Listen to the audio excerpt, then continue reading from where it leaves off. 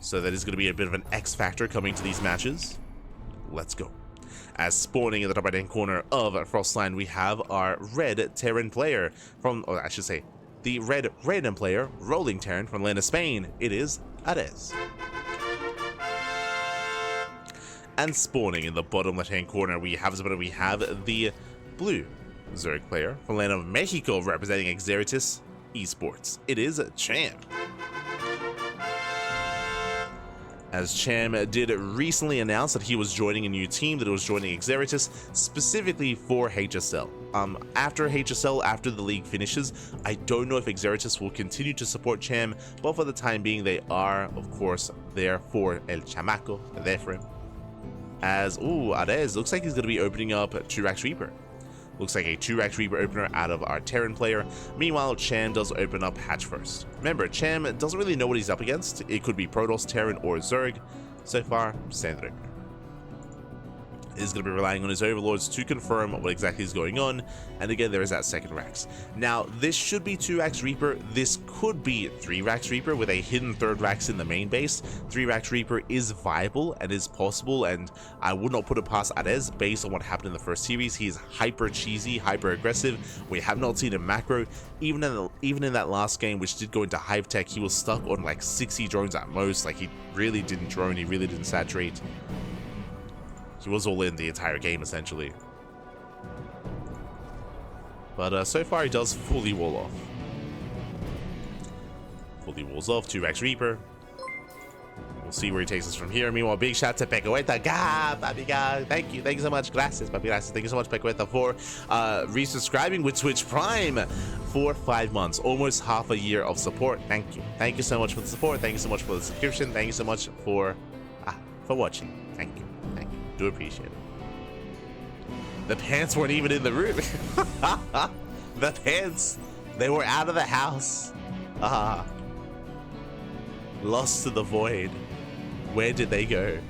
They're gone, papi, they're gone. So hello, get you in the chat. Get that, ¿cómo estás? Jay as well, did notice. Good to see Jay in the chat. Good to see you. So now Reaper does poke in. Poke forward.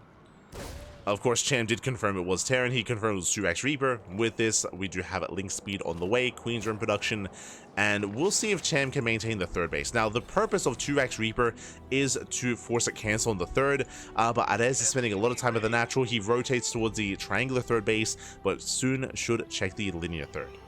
The longer this goes on, the better it is for Cham. As he doesn't check the third, goes into the main base. Queens, they keep up with the rotations.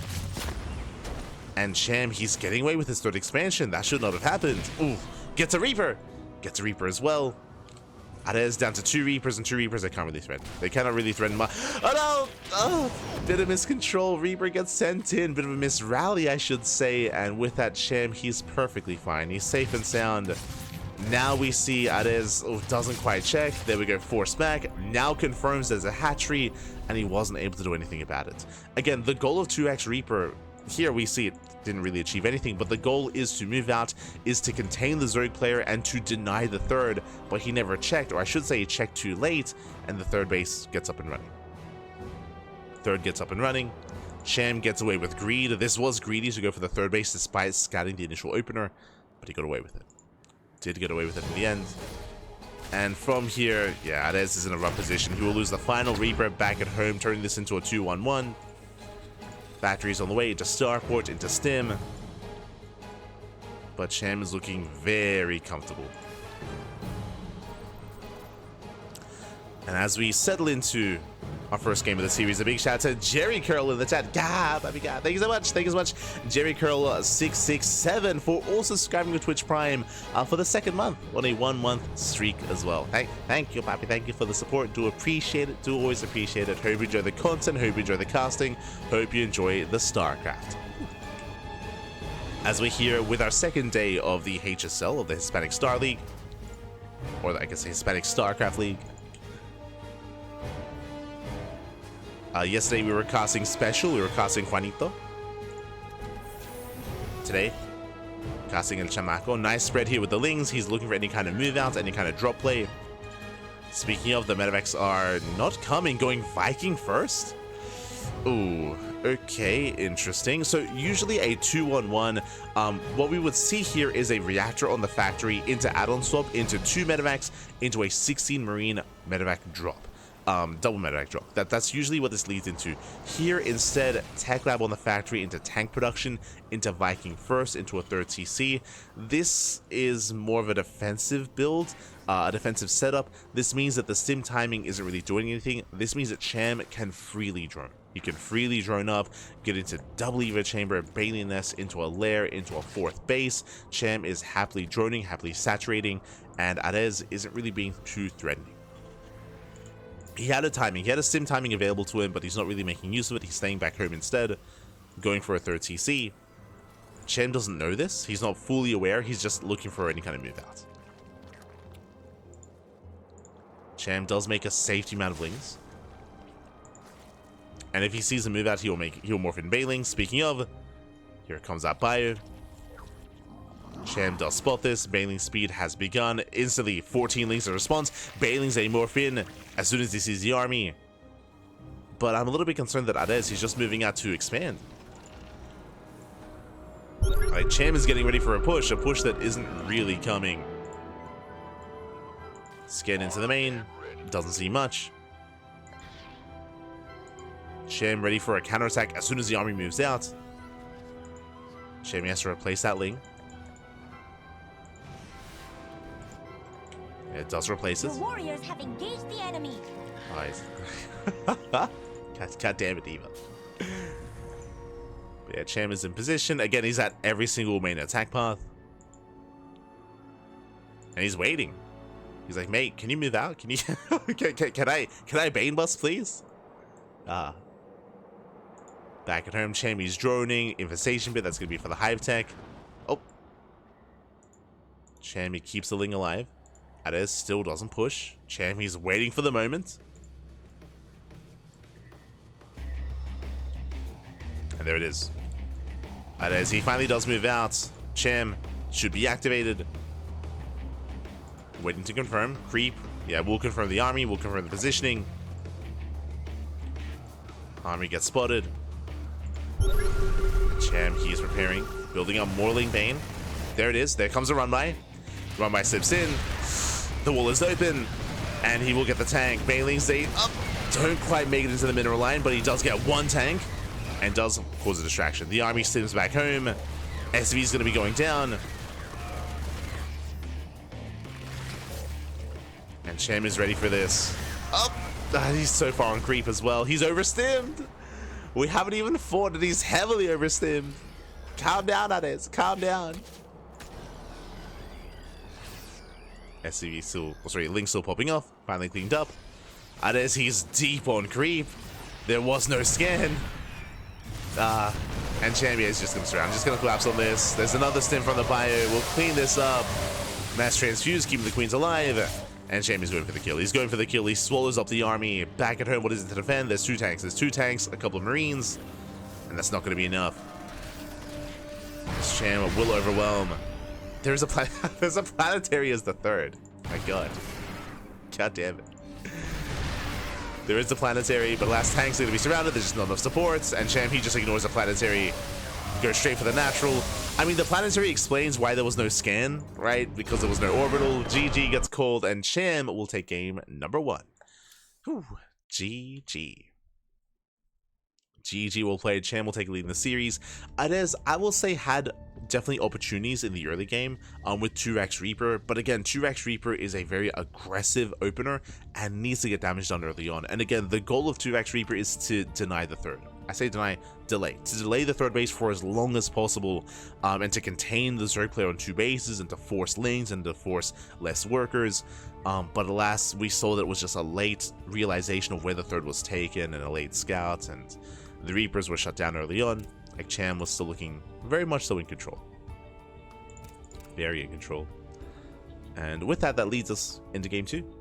Leads us into game number 2, and we'll see what Arez lands on this time. As a reminder, rolling random. He's rolling random, and he will land on Zerg. As spawning in the top left-hand corner of Oh god, Jesus. Top left-hand corner, whistles a goal. We have our red Zerg player, random rolling Zerg for the land of Spain, going for the 12 pool. It is Ades. And spawning in the bottom right-hand corner, we have the blue Zerg player from the land of Mexico, representing Esports. It is Cham. Here we go, the 12 pool is on the way. I'm curious if we go for a 12-11 as we go for the 12 pool initially, but we are droning up behind this, so it looks like a regular 12 pool. 12 pools are not typically all in. There are 12 pool drone pools where you just pull the boys with your 12 pool and you just commit and you go for a spine rush. That is possible, that is viable, that is a build. Otherwise, a 12 pool is usually a macro opener. You make lings, you harass, and you expand, and you try to get some economic damage done across the map. We'll see which variation Ades does go for. Does he pull the boys? Does he not? Considering what happened so far in this series, he probably will pull the boys. Like, he's been cheesing every game, but oh, never mind. He'll expand. Okay. So just 12 pool into expansion. So macro opener here out of Ades. I say macro opener, again, the goal here for Ades is to kill around like 2 or 3 drones. He has to kill a handful of workers and has to force a reaction out of Cham. The downside of this build is no gases. Obviously, there's no gases here for Ades. Because of this, this typically leads into 2-base Roach in the mid game. Usually you wall up with your Roach Ward, with your Evo Chamber, you don't get a third base. The reason why you cannot get a third is because you have no link speed, so Ades won't be able to keep up with the speed and with the movement of Cham's Ling Bane in the mid game. So usually we just have to wall off on 2 bases. So far the Lings, they move out. I'm getting ahead of myself. Right now the goal for Ades is to get some economic damage done. Cham is going to have to pull the boys. Cham, he will have to pull the boys. Hatchery is under fire. Boys are being pulled. And this is the moment where Ades needs to pick off a worker or 2 as he is forcing lost mining time. Actually, sorry, this was pool first. Yeah, this was an earlier spawning pool, so Cham should be fine. He should be fine here. He should not lose any drones. Dancing with the army. Queen waddles down. So far, good control out of Cham. And he didn't lose a single worker. Didn't lose a single drone. Does defend, does hold. Again, my apologies, I was focusing on Ades, but Cham did go for an earlier spawning pool and went for an early gas, and we're going for a Bane Bust. So Cham is going to Bane Bust, and Ades, he needs to wall off. He needs to wall off as quickly as possible. I mean, sorry, not as quickly, but he needs to make sure he walls off in time, is what I should say. As we do see Cham is going for the all-in. He's going for the all-in, going for the counter Bane Bust, massing up lings. Ades, he's droning. Ades, he didn't link scout either. He didn't get into the main, which is concerning. And we need a wall. We need a wall, Bobby. Lings are revealed. He sees. He needs that wall. And without it, there's no defending. Yeah, Cham is about to pull the trigger. Ades, he needs to wall up. He starts the wall, but we need everything. Roach Warden has been thrown out. We need Evo Chambers. We need a Spine Crawler as well. Anything and everything. It's not going to be enough. Bailings are morphing in. Up. Evo Chambers are on the way. Now, what's concerning to me is that because the wall is so late, it is a late wall, it's so low HP. Yeah, it's the HP is just not there. It's a late wall. Evo Chambers going to be knocked down. Oh, that's a kill, not a cancel. And Cham, he breaks through. He breaks through. He busts into the bases. That's targeting one of the Bailings, but the others, we surround the queens, and Cham, he has broken the wall. He has broken the defensive line. And Cham will take a lead here. We'll take a 2-0 lead. Bailings don't quite connect. GG gets called, and Cham takes the 2-0. GG, well played. He will take the 2-0. Again, Ades, I am not opposed to the 12 pool. Unfortunately, Ades, when he moved out across the map, he saw was an early spawning pool out of Cham, so early lings. So Cham playing safe. Cham played safe. Cham defended quite well there. And unfortunately, Ades, he just wasn't able to recognize how much danger he was in. The wall was late. It could have been thrown down sooner, but alas, he was being a little bit greedy. He was being a little bit greedy. He wasn't expecting a Bane Bust. He didn't see the Baneling Nest. And with that, Cham does take the 2-0, but we're still jumping into game 3. As a reminder, these are best of 3s, but we are covering all 3 games regardless of the score. Let's go. If you sim 3 times in 1 second, your Marines turn Super Saiyan 3. Ah, no. Ah, no. Here we go. We're jumping into our next game. Oh, let's go. As spawning in the top right-hand corner of Ultra Love, we have our red random player rolling Protoss this time. For the first time, no, sorry, I was gonna say for the first time this series at least, that is true. For the second time today, from land of Spain, it is Ares. And spawning in the bottom left-hand corner, we have the blue Zerg player from land of Mexico, representing Xeritus Esports. It is Cham. El Chamaco. Let's go. Let us go. As Cham does open, it does open pool first. Okay, gonna be pool gas out of our Zerg player. Very aggressive start out of Cham. I mean, I think now he's recognized he's gonna read on Ares. Like game 1, 2x Reaper. Game 2, we had a 12 pool. Game 3, Cham just doesn't care. He just doesn't care. Early gas means early link speed, means early aggression. This could be a Bane bust out of Cham as well, or it could even be a Roach Rush, as the natural is late, is delayed. Remember, Cham doesn't know what race is up against until now, until the probe was revealed. And Cham is forced to take the unnatural natural. See chat, best of 5? No, best of 3. Just to reiterate once again, these are best of 3s, but all 3 games are played regardless of score. Regardless of 2-1 or 3-0, all 3 games are being played.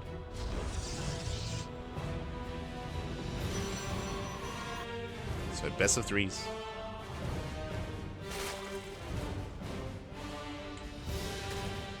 As Cham does chase the probe.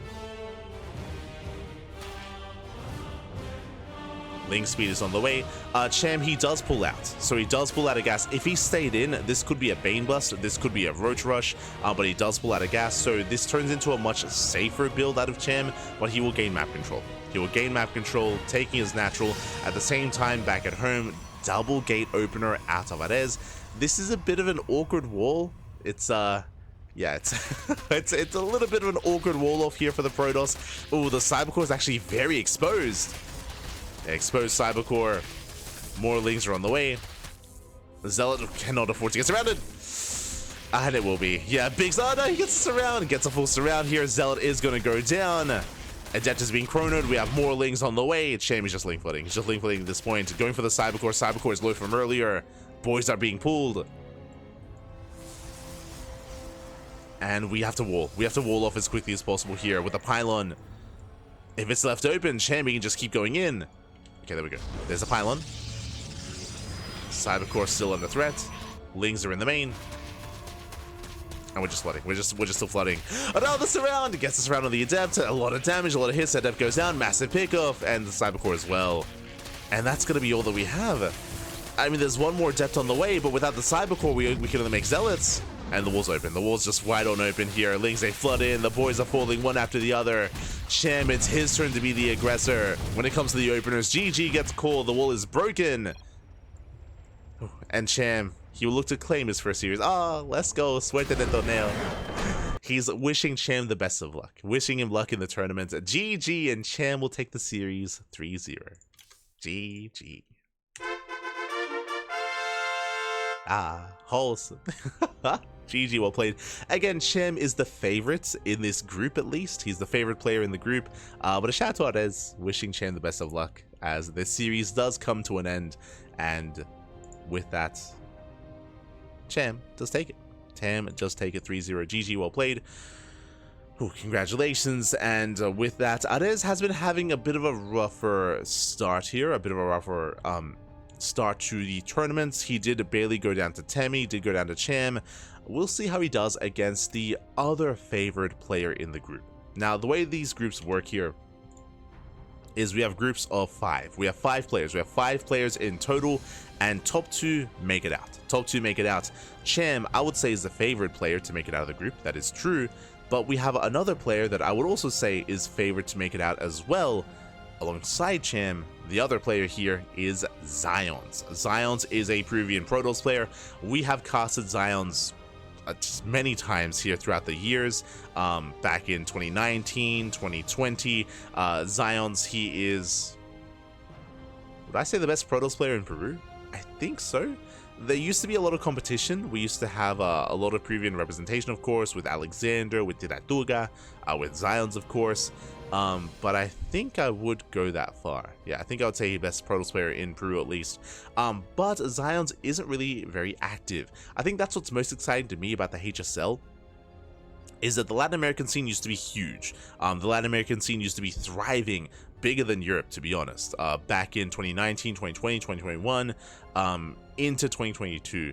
A lot of things happened, though, that did kind of slow support and slow interest in the Latin American scene. A lot of the content creators stepped away. There used to be so many content creators and so many casters in the Latin American region. I'm talking about Otis, I'm talking about Romsley, I'm talking about, of course, Enki is still around, of course. I'm talking about Jim Rising, Jaime Arturo Duran Silencio. Jim Rising, he used to be not just a big StarCraft streamer in Spanish, but he used to just be a big streamer in general. Nowadays, he's playing League of Legends, he's streaming League of Legends, and he's more like a variety streamer nowadays. He stepped away from StarCraft. Demon Swap, true, Swap, he got a job elsewhere, and he stopped casting StarCraft. Like, a lot of the casters for Latino America did step away. A lot of the content creators stepped away, and a lot of the player base died down as a result. Because of that, I mean, a lot of these players have been inactive, which is why I'm excited to see a lot of them come back. Zion's is one of them. Zion's is one of those players that has been away for a long time. Even Cham, he's not the most active player anymore. Same with Special, Juanito, he hasn't competed since EWC, like, he has been gone for months, but this event has brought them back, has brought back these players, and I want to see how informed they are. How informed are they? What are they looking like? And what shape are they in?